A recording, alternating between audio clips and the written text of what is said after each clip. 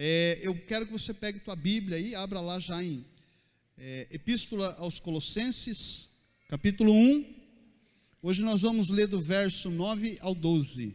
Diz assim a palavra do Senhor: Por esta razão, também nós, desde o dia em que ouvimos, não cessamos de orar por vós e de pedir que transbordeis de pleno conhecimento da sua vontade, em toda sabedoria e entendimento espiritual, a fim de viverdes de modo digno do Senhor, para o seu inteiro agrado, frutificando em toda boa obra e crescendo no pleno conhecimento de Deus, sendo fortalecidos com todo o poder, segundo a força da sua glória, em toda perseverança e longanimidade com alegria, dando graças ao Pai que vos fez idôneos, a parte que vos cabe da herança dos santos na luz. Amém? Oremos.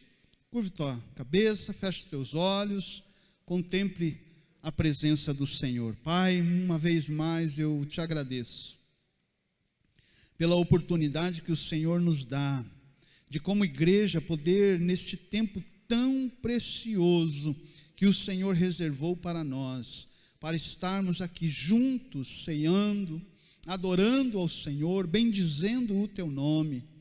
Ó Deus, nesta noite eu te peço que, em nome de Jesus Cristo de Nazaré, esta palavra possa, Senhor, surtir efeito, frutifique na vida do teu filho, da tua filha, e que eles possam, Senhor, ao sair destas portas, ao deixar este recinto, que esta palavra fique gravada no seu coração. Não é a palavra do pastor Marcos, não é a palavra da quarta igreja do Evangelho Quadrangular, mas é a palavra de Deus. A glória é para o Senhor. A ti, Senhor, nós rendemos a honra, a ti nós rendemos a glória. E é por isso que eu peço, Santo Espírito de Deus, aplica esta palavra ao coração do teu povo, faz frutificar e dá graça, e que eu possa ser um instrumento nas tuas mãos para abençoar a tua igreja, em nome de Jesus. Todos digam amém e aplauda mais uma vez Jesus.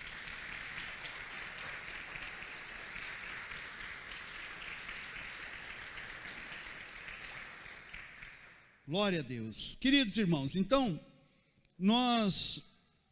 eu tenho uma proposta aqui para nós caminharmos como igreja, caminharmos com a palavra de Deus. Deixa ela, pode deixar ela, não se preocupe não, deixa ela andar para lá, para cá, fica tranquilo, tá? Só cuidado para ela não cair. E você também, né, o irmão aí, presta atenção que deixa ela lá andar, fica tranquilo, tá bom? Criança, eu vou dizer uma coisa para vocês, criança não me incomoda não, me incomoda é adulto andando para lá e para cá, daí me incomoda. Aí eu fico bravo, fico nervoso, brincadeira, fico nada, tá bom? Mas irmãos, então a minha proposta é fazer uma série de mensagens, fracionar a carta do apóstolo Paulo aos Colossenses, para que nós possamos crescer na graça, no conhecimento do verdadeiro evangelho de Jesus Cristo. E esta carta é uma carta que vai nos auxiliar muito nesta caminhada. Colossenses, esta carta do qual nós começamos semana passada falando, é uma carta que ela traz a centralidade dela. Uma das questões centrais desta carta para aquela igreja da época, é a soberania e a suficiência de Jesus Cristo, que era o que estava em jogo ali também. Era algo que estava em jogo naquela comunidade, naquela igreja, em acreditar na soberania de Jesus Cristo. Então, nessa igreja, o que havia ali naquele tempo? Havia um grande problema que Paulo teve que escrever, Paulo teve que repreender, Paulo teve que exortar, Paulo teve que ensinar, juntamente com Epáfras, havia um problema ali de um relativismo religioso que estava infiltrado dentro da igreja. Um relativismo religioso que trazia prejuízo para a igreja e para o evangelho de Jesus naquela comunidade. Havia ali também e isso, incrível que pareça, meus irmãos, mas esse relativismo era da parte de crentes em Cristo Jesus. Pessoas que já tinham aceitado a fé, pessoas que já tinham caminhado ali um tempo na igreja e deixou-se entrar este relativismo e acabou trazendo confusão ali dentro da igreja. E também ali tinha alguns elementos que eles misturavam com a fé cristã, alguns elementos do paganismo, né? Hoje é muito comum nós olharmos, e talvez você já viu em algum carro, ou numa casa, aquela roda que eles colocam, eu não lembro lá o nome da roda, lá tem uma roda cheia de florzinha, de coisinha assim, que não sei se é mandala, não lembro qual que é o nome lá, mas aquilo representa o ar, a terra, né, o fogo e tal, era um símbolo do paganismo. Então eles estavam ali meio que perdidos naquilo ali, e aquilo estava entrando dentro da igreja, além da filosofia secular, que também trazia uma grande dificuldade para aquela igreja do entendimento do evangelho da graça, do entendimento do evangelho e da doutrina cristã, da qual o apóstolo Paulo estava pregando, que através de Epáfras, na verdade era o pastor daquela igreja, ele levou aquela mensagem. Então Paulo, ele vai confrontar alguns desses ensinos e vai mostrar para eles, para aquela igreja, que Cristo é suficiente para redimir-nos dos nossos pecados. Nós não precisamos de mais nada. Nós não precisamos de jeitinho brasileiro, nós não precisamos de outras coisas. Cristo Jesus, pela fé, é suficientemente poderoso para nos salvar.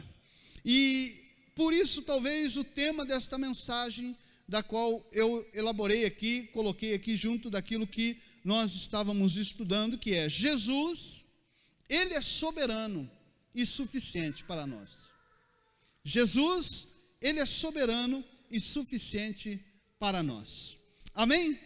Então veja só, o apóstolo, quando ele escreve esta carta, ele começa a sua escrita como um orientador de alguém que fez um trabalho, né? Você que fez aí faculdade, ou você que terminou o ensino médio, provavelmente você tenha tido alguns trabalhos para ser feito, e quando você fazia o trabalho, você levava para o professor, ou levava lá para o orientador olhava, e ele falava, muito bom esse trabalho, olha, legal, isso aqui, mas, geralmente é assim, né?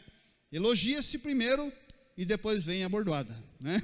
O apóstolo Paulo estava trazendo nesta carta, no começo desta carta, alguns elogios para aquela igreja, elogiando aquela igreja, porque eles tinham encontrado Jesus Cristo e estavam firmes na fé.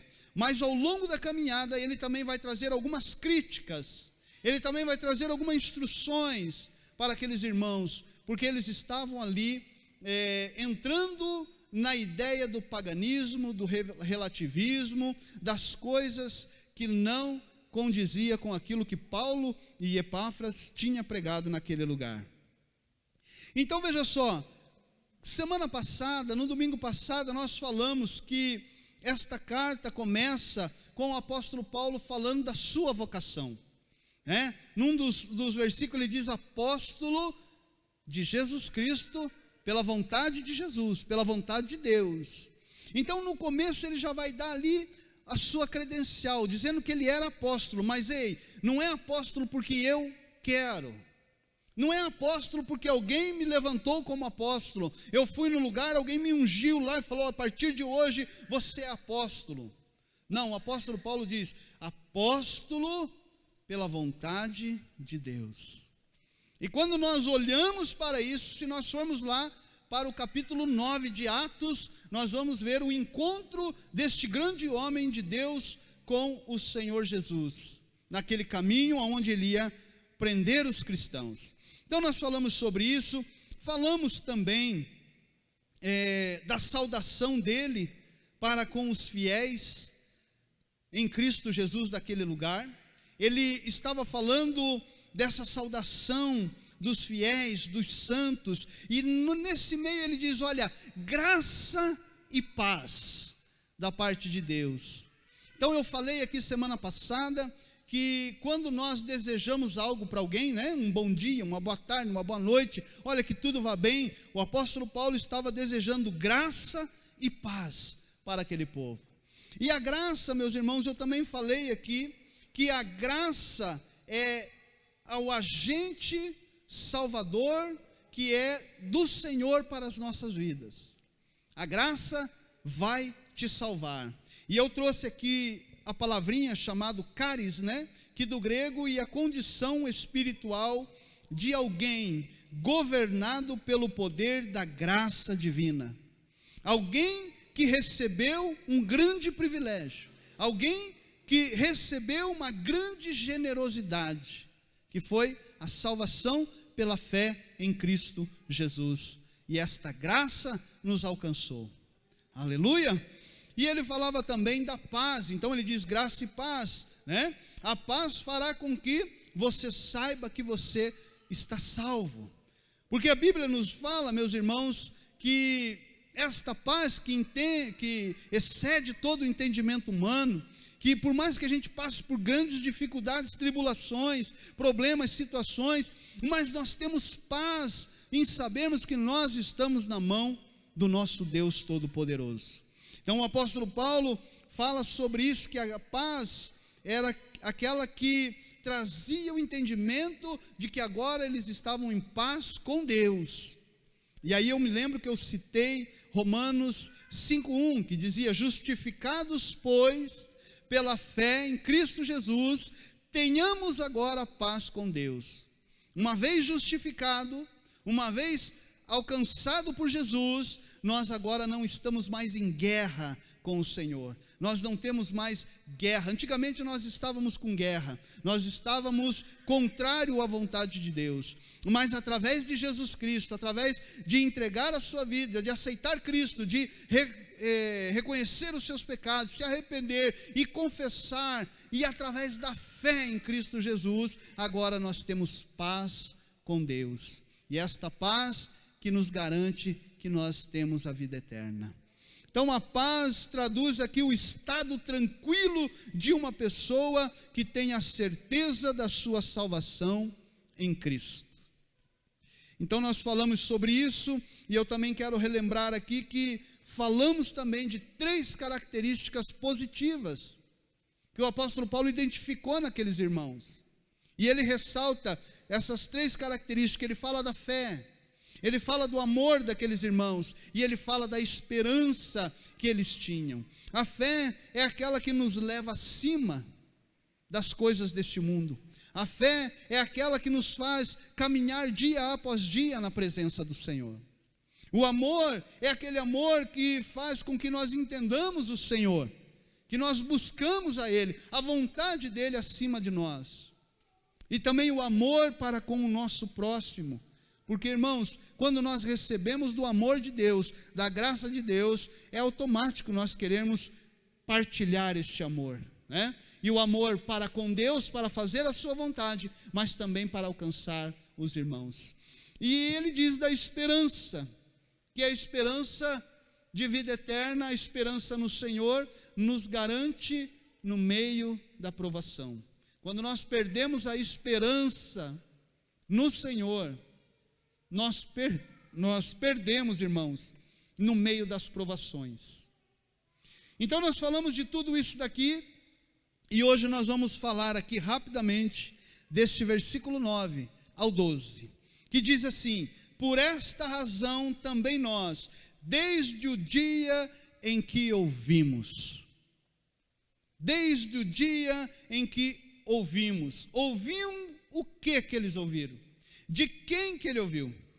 Então ele ouviu de Epáfras, aquele homem, sobre aqueles irmãos.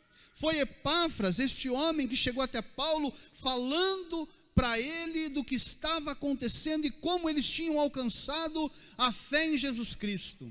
E como ele tinha pregado o evangelho para eles, e como eles estavam na caminhada cristã. Então ele diz: desde que o ouvimos Epáfras falando a vosso respeito. E aqui eu quero destacar uma coisa interessante para nós, meus irmãos. A importância de uma pessoa quando fala a verdade. A importância de uma pessoa verdadeiramente cristã, que fala a sinceridade. Epáfras podia ter chegado para Paulo e ter dito muitas outras coisas para ele.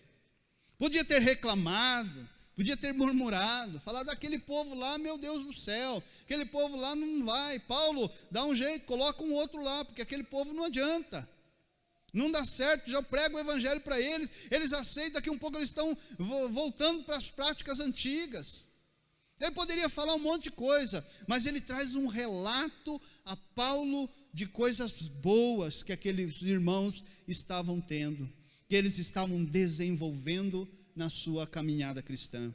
Então, como é importante, irmãos, nós nos cercarmos de pessoas que falam a verdade, que são verdadeiras, que não são mentirosas, que não tentam enganar. Como é bom nós podermos nos cercar de pessoas que têm sinceridade no seu lábio, que ainda que sofra por um dano na sua própria vida, mas ela fala a verdade, ela não mente, ela não esconde, ela não omite, mas ela conta a sinceridade. Isso é um caráter hoje um tanto quanto, não digo que é difícil de achar, mas existem muitas coisas que nós precisamos avaliar. Então Epáfras era este camarada que veio falar para ele. E o que Paulo ouviu deles? O que Paulo ouviu dele? Ouviu da fé, do amor e da esperança que eles estavam tendo. E Paulo se alegrou com isso, porque ele tinha visto que o evangelho que tinha sido pregado ali tinha gerado fruto na vida daqueles irmãos. E eles estavam fazendo ali a boa obra do Senhor. Então, uma das coisas que eu destaquei aqui também, irmãos, é como é bom quando a gente ouve que o evangelho gerou frutos e mudou a vida de pessoas, não é? Como é bom quando você ouve que o evangelho de Jesus Cristo pregado gerou na vida de uma pessoa mudança, a ponto de trazer fé para ela, a ponto de trazer o amor, a ponto de elevar a sua esperança no Senhor. Agora, como é triste, como é duro, quando nós vemos que este evangelho pregado, a palavra pregada, ela não consegue entrar e penetrar no coração de uma pessoa. E muitas vezes ela até começa bem, e daqui um pouco ela se descamba e não retém o evangelho. Então, irmãos, eu imagino a alegria deste homem em saber que a pregação do evangelho naquele lugar gerou fruto naquela igreja. Gerou frutos que eles estavam transbordando de alegria. Tinham fé, tinham amor, tinham esperança, estavam vivendo a graça, estavam tendo paz com Deus naquele lugar. Agora, uma das coisas que alegra o coração de um pastor, né? Alegra o coração de um homem de Deus, de um pastor de igreja, é quando você vê aqueles que você ganhou para Jesus, aqueles que você batizou, aqueles que estão com você, caminhando, e eles estão crescendo, estão amadurecendo, estão avançando na fé. Como é a alegria no coração de um pastor. E eu acredito que Paulo estava muito alegre. Epáfras então estava alegre também, por saber que os irmãos estavam indo bem no seu início da caminhada. Agora, depois disso, né? E Paulo vai falar para ele o seguinte, vai estar escrito assim, olha, desde que ouvimos falar, não cessamos de orar por vós, não cessamos de clamar, de buscar. Por que Paulo estava enfatizando isso? Ele continua no versículo dizendo assim, e de pedir que transbordeis.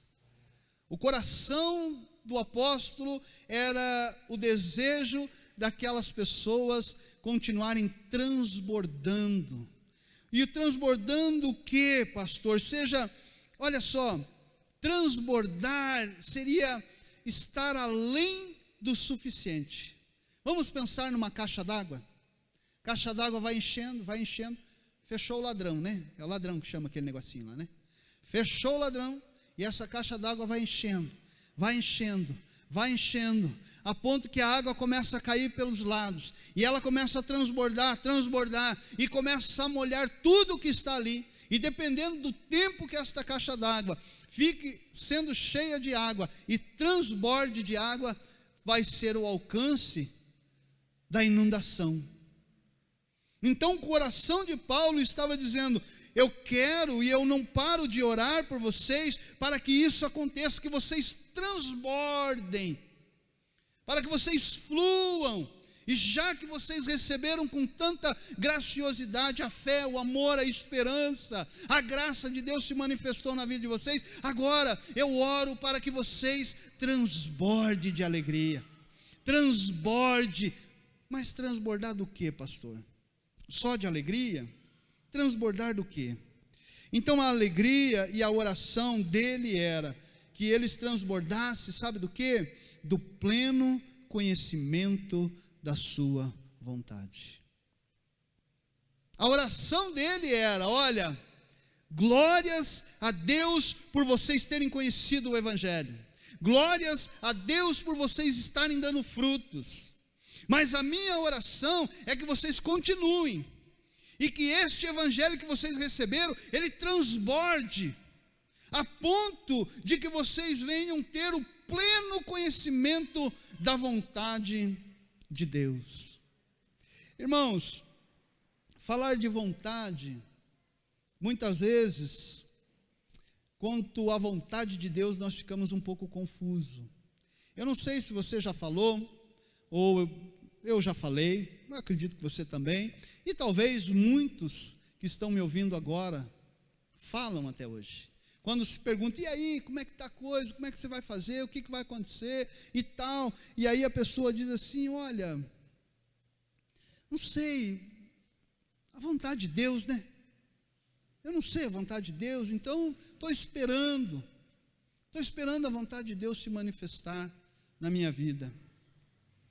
Então a grande verdade nisso é que vontade, existem 3 tipos de vontade. Existem 3 tipos de vontade que nós precisamos entender.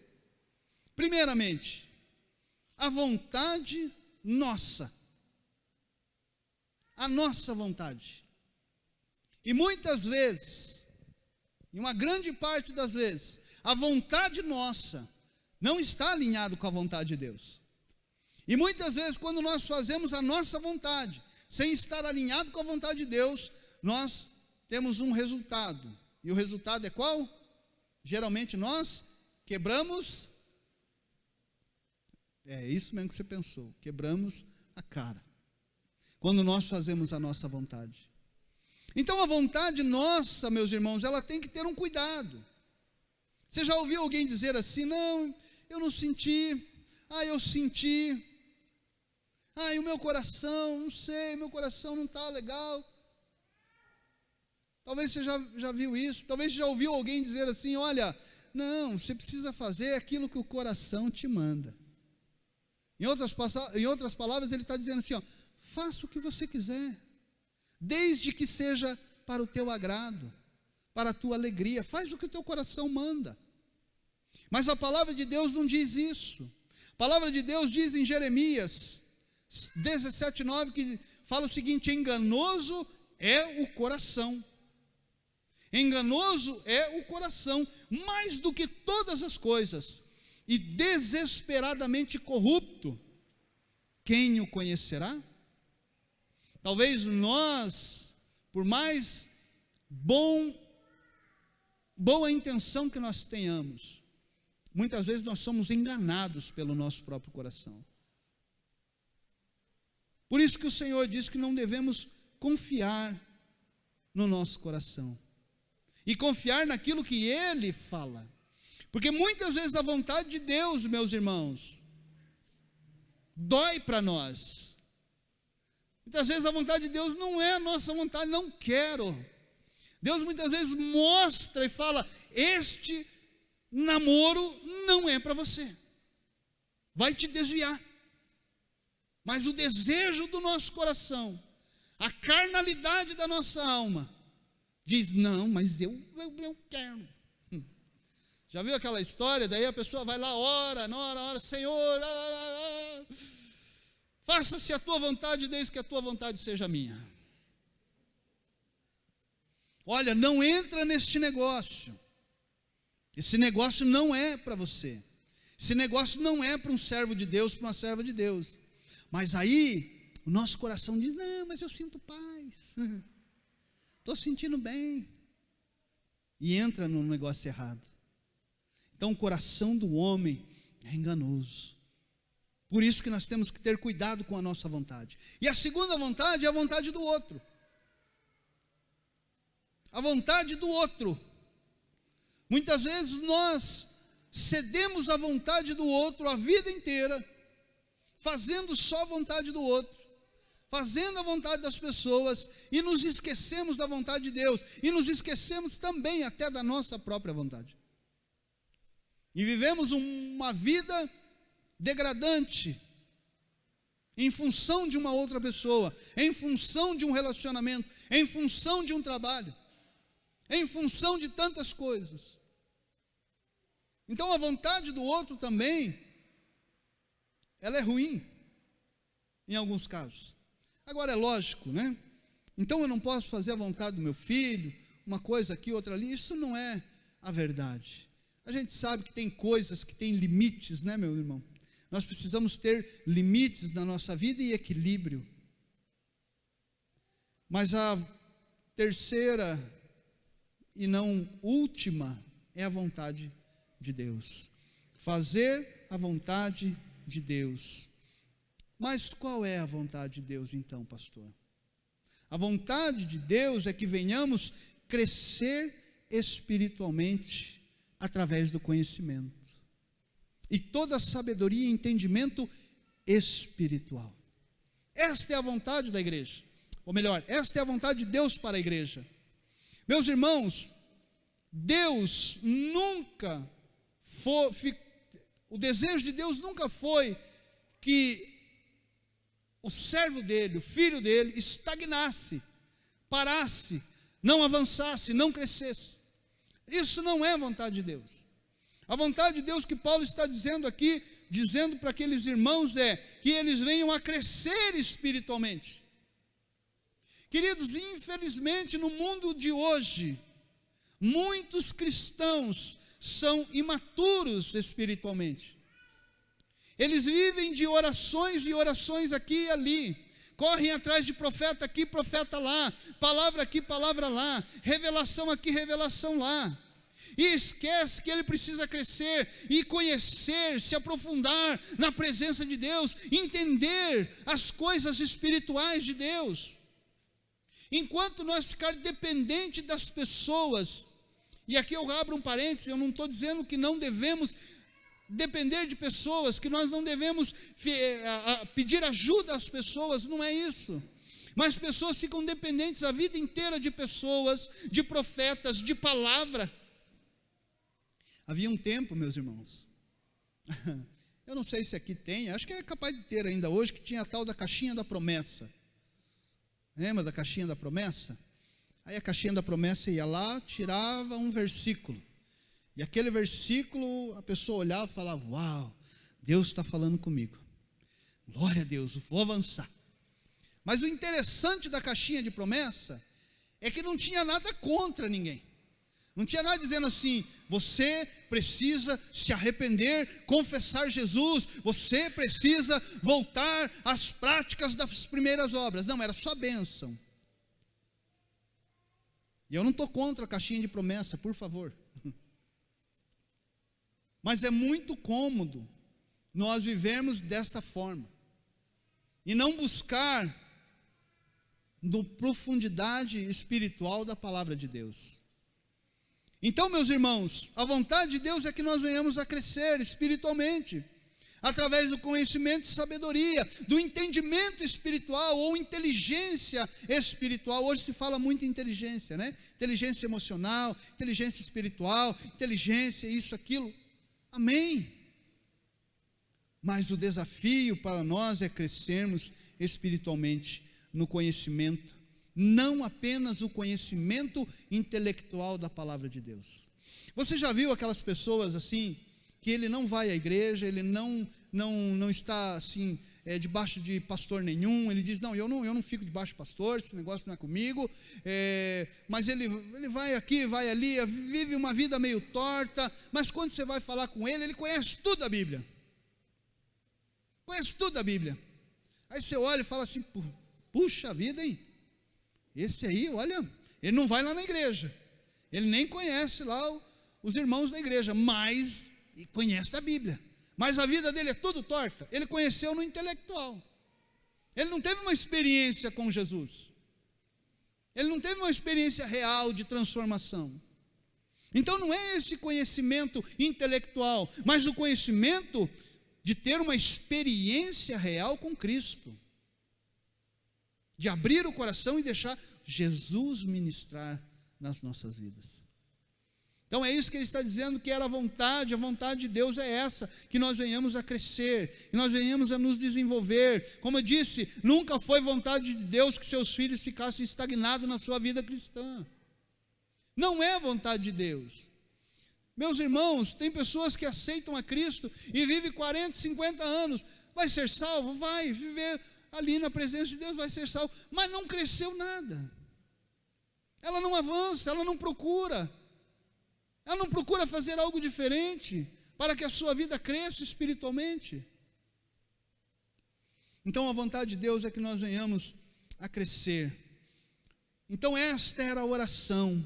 Paulo dizia, agora que vocês conhecem o amor de Deus, que vocês têm fé, que vocês têm a esperança, por favor, agora vocês precisam avançar. Vocês não podem ficar parados, vocês precisam avançar, vocês precisam continuar, e a minha oração é para que Deus dê força, para vocês continuar, para vocês não voltarem atrás. Porque, irmãos, nesta igreja havia uma forte corrente de pensamentos errados, que estavam tentando tirar daquela igreja a visão celestial. E a oração de Paulo era para que eles continuassem firmes, para que Deus desse firmeza para eles, para que eles pudessem avançar. E não é diferente dos nossos dias. Como nós temos sido bombardeados dia após dia através da internet, e agora a internet então expandiu isso, né?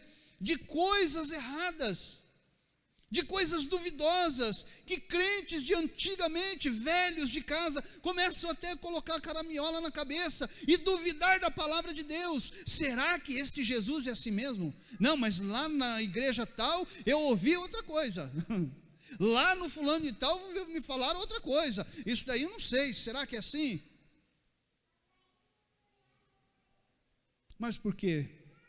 Porque muitas vezes não se aprofunda na palavra de Deus, não busca a verdade do Evangelho. O que transforma o ser humano, o homem, é a verdade do Evangelho, meu irmão. Era isso que tinha acontecido ali. Mas por que Paulo então orava para que eles transbordassem, para que eles avançassem, para que eles crescessem? Por quê? Olha só o que diz o versículo 10: a fim de viver de modo digno do Senhor. Paulo está dizendo, ei, vocês precisam avançar, vocês precisam crescer, para que vocês vivam de modo digno do Senhor. Vocês foram comprados por um bom preço, vocês têm a graça, vocês têm a fé, agora vocês precisam viver de modo digno. Modo digno do Evangelho que foi pregado, modo digno do jeito que o Senhor andou. Nós precisamos continuar. É isso que Paulo está dizendo para eles aqui no versículo 10, a fim de viver de modo digno do Senhor. Conhecer a vontade de Deus é viver de modo digno. Conhecer a vontade de Deus é viver de modo digno. Olha só, meus irmãos, Paulo está dizendo para eles o seguinte, que eles tinham recebido algo muito valioso, e que agora eles precisavam cuidar daquilo que era valioso. É como se eu e você recebêssemos uma pedra valiosíssima. E você precisa guardar esta pedra e cuidar dela. Você recebeu uma pedra mais que preciosa, algo mais do que uma pedra preciosa, que é a salvação em Cristo Jesus. E esta salvação não tem dinheiro que pague, não tem nada que possa pagar, porque o preço foi pago na cruz.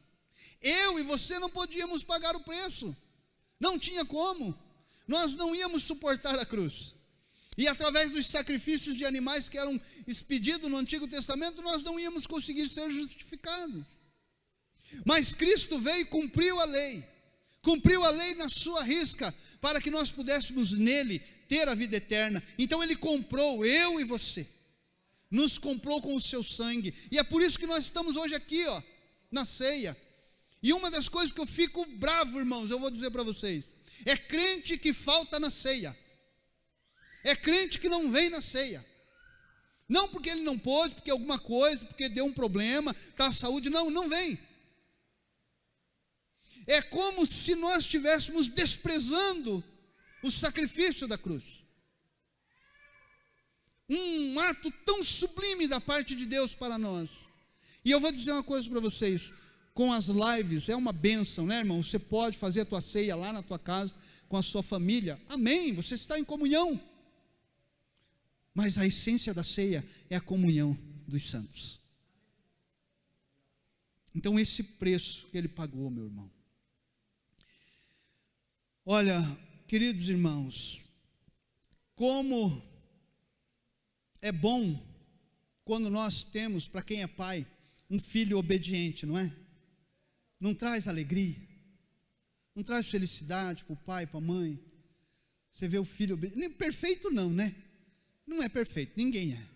Nem eu e você era perfeito. Mas obediente. Como é agradável aos olhos de um pai e de uma mãe ter um filho e uma filha obediente.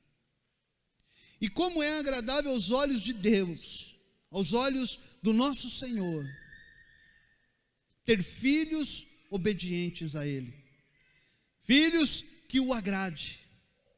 Por isso que ele diz, para viver de modo dignos, para o seu inteiro agrado. O apóstolo Paulo está dizendo, ei, vocês precisam conhecer a verdade, vocês precisam avançar no Evangelho, vocês precisam lutar para continuar dessa forma, para que vocês vivam de modo digno do Senhor, conhecendo Ele, mas que vocês também possam, desta forma, vivendo, agradar a Deus. Porque nós agradamos a Deus, que Paulo está dizendo, é quando nós vivemos de modo digno, quando nós continuamos na caminhada cristã, crescendo, não regredindo, não voltando atrás, não voltando às práticas que uma hora, lá, um tempo atrás já tinha sido abandonada. Jesus libertou, e de repente eu não sei o que aconteceu, e de repente aquela pessoa começou a voltar às práticas antigas do pecado, ao qual ele já recebeu o perdão, e ele continua voltando lá. Ei, nós somos comprados pelo sangue, transportado para o reino do Filho do seu amor, e no reino do Filho do seu amor, não tem mais estas práticas. Você está livre, através de Cristo Jesus. Agora eu não entendo por que tem muita gente que ainda volta a praticar coisas erradas. Então a vontade de Deus é essa, para o seu inteiro agrado. A melhor coisa que um filho pode fazer ao pai é agradá-lo. E agradar a Deus, meus irmãos,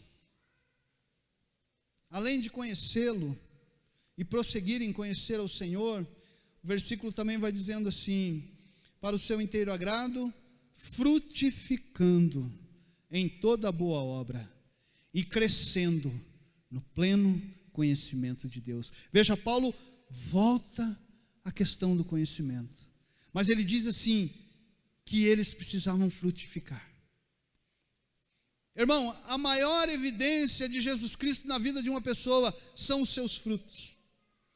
Uma árvore que não dá fruto, É aquela árvore que serve somente para sombra, não é? É uma árvore sombreira, vamos dizer assim. Inventei agora aqui. Árvore sombreira. Uma árvore sombra, que faz sombra, ela pode ser removida do lugar quando ela estrovar alguém. Mas frutificar significa ser aquela árvore que dá frutos. E a árvore que dá frutos, olhe para mim, por favor. A árvore que dá frutos, meus irmãos, é aquela a qual o Senhor limpa, Ele poda, Ele rega, Ele cerca, Ele cuida. Para quê? Para que ela cresça e dê mais frutos ainda. Esse é o desejo do coração de Deus para os seus filhos. Irmãos, deixa eu falar mais uma coisa. Nós não estamos aqui por acaso. Você não está no Evangelho por acaso. Jesus não morreu pela tua vida por acaso. Jesus morreu, deu a sua vida, te alcançou com o Evangelho para você frutificar, para você crescer, para você avançar, para abandonar as coisas do passado, deixar os pecados que são coisinhas que nos atrapalham, que nos impede a carreira. Quinta-feira a pastora pregou aqui, fez um teatro aqui, colocou umas cadeiras aqui, pediu para o Johnny e a irmã Thalita correr no meio dos obstáculos. Atrapalha a corrida. O pecado, essas coisas que tem tentado tirar a tua vida da caminhada, te atrapalha a tua caminhada. Você pode até chegar lá um dia, mas vai demorar. Agora, se você começar a remover aquilo que faz mal para a tua vida, aquilo que não está de acordo com a vontade de Deus, você vai começar a frutificar, e você vai começar a crescer, e você vai começar a agradar o Senhor, e o Senhor se alegrará de ti, e a glória de Deus te envolverá dia após dia. Frutificar, irmãos, é expandir onde se está plantado. Frutificar é se expandir aonde se está plantado. Deus te chamou para algo grande, Deus te chamou para algo sublime, algo maravilhoso. Não aceite, irmão, viver na mediocridade espiritual. Não aceite viver na mediocridade do conhecimento. Busque a palavra de Deus, busque o entendimento, busque a experiência com o Senhor. Isso tem que estar ardendo no nosso coração. Quero conhecer mais e mais do Senhor. Eu quero entregar mais e mais para o Senhor. Eu quero gastar a minha vida no Evangelho, falando do amor de Deus. Eu posso trabalhar, eu posso fazer minhas coisas diárias, eu posso fazer o que precisar ser feito, mas eu quero entregar a minha vida para que Deus use ela, para que eu possa frutificar. Eu recebi a graça de Deus, eu não merecia. Eu estava condenado a viver eternamente separado de Deus, e Deus me alcançou, então eu preciso e eu quero crescer com o Senhor. Então essa era a oração deste homem, para aqueles irmãos, para que eles frutificassem, avançassem no Evangelho, conhecessem a vontade de Deus. E eu vou partindo aqui já para o final, que o meu horário passou já, mas tenha paciência comigo, por favor. Olha, o desejo dele para com eles também, no versículo 11, vai dizer: sendo fortalecidos com todo o poder, segundo a força da sua glória, em toda perseverança e longanimidade e alegria. Meus irmãos, Paulo sabia que pelas próprias forças dos colossenses, eles não eram capazes de continuar a caminhada. Era por isso que ele enfatizava na oração. Porque, irmão, uma pior coisa que tem na vida do homem é confiar no próprio homem. Maldito o homem que confia no homem. Maldito o homem que confia na força do seu braço, que acha que ele pode, que ele consegue, que ele não depende de Deus. Paulo está dizendo, eles dependem de Deus para continuar a caminhada. Eles precisam ir arrancando as coisas, mas continuar dependendo de Deus. Então ele diz ali que para que eles pudessem ser fortalecidos no poder de Deus, na força da glória, para que eles pudessem ter perseverança, para que eles pudessem ter longanimidade, alegria. Esse é o desejo de todo homem de Deus para a sua igreja, para o seu povo, para um cristão. Queridos irmãos, verso 12 diz assim: dando graças ao Pai que vos fez idôneos, a parte que vos cabe da herança dos santos na luz. Agradecendo sempre ao Pai pela salvação que Ele está querendo dizer. Olha, agradeçam sempre, entendam isso, agradeçam sempre ao Pai pela salvação que Ele proporcionou. Agradeça ao Pai, porque Jesus foi à cruz. Se Ele não tivesse ido à cruz, nós estávamos perdidos. Eu não sei o que Deus ia fazer, mas o sacrifício dele nos rendeu vida eterna.